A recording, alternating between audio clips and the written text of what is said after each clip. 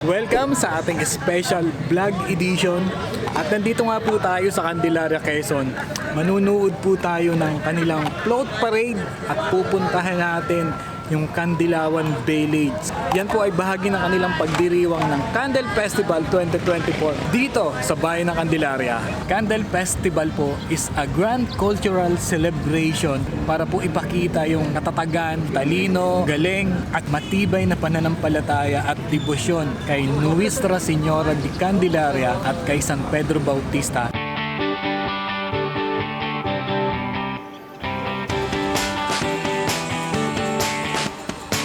Hang ang mga disenyo ng mga float, the blend of colors and creativity, the craftsmanship, napakahusay ng pagkagawa, dikit-dikit na mundo, napaka-visually appealing, giving emphasis on candle elements. At yan po ay gawa sa mga lokal na materialis tulad ng nyog, kahoy, kawayan, mga pananim at iba pang locally produced and harvest dito sa Candelaria. So ang paggamit ng environmentally friendly na pamamaraan ay nagpapakita lamang ng dedikasyon ng komunidad sa pangangalaga ng kalikasan at pagkakaayon nila sa mga contemporary values. Isa pong maikling programa at pagbabasbas ang sinagawa bago magsimula ang float parade. At habang tumutugtog din ang mga mahuhusay na banda na nakaagapay sa mga floats.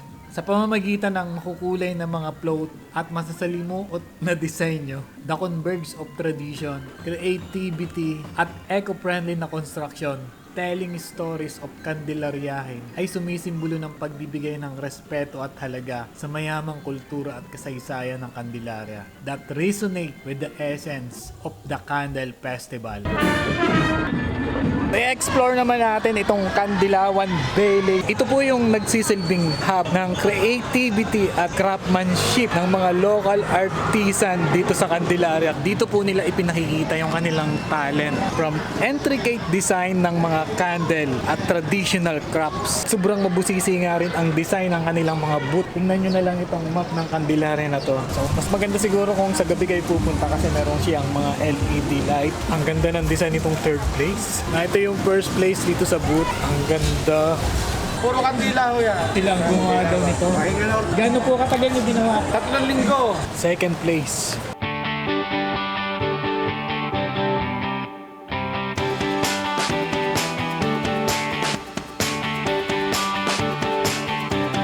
Mas maganda ditong pumunta kapag gabi dahil marami daw ilaw.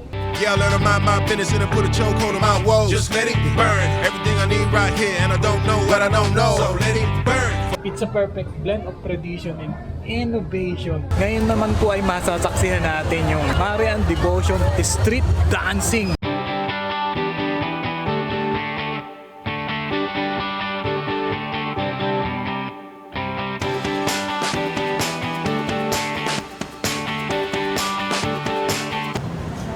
Yung Marian Devotion street dancing po, yan po ay celebration ng culture, ng faith, ng tradition, at ng artistic expression ng pagmamahal ng Candelariahin kay Nuestra Señora Candelaria at kay San Pedro Bautista. Napakasayang event po niyan dahil po yan ay combining traditional dance move with a modern twist. Isa po yung napakasiglang celebration that brings communities together. Ang isa ko pong pinakagusto dito sa Marian Devotion ay ang mga real-life look-alike ni Birhing Maria.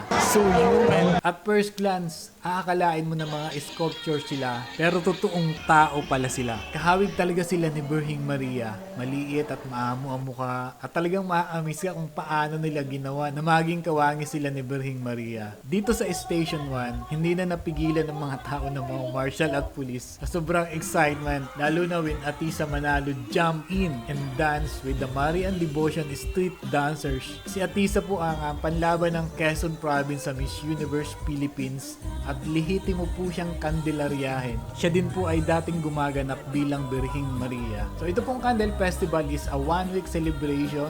Napakarami pong activities from day 1 to 7. Congratulations po sa municipal government ng Candelaria at sa lahat po ng Candelariahin for this successful event.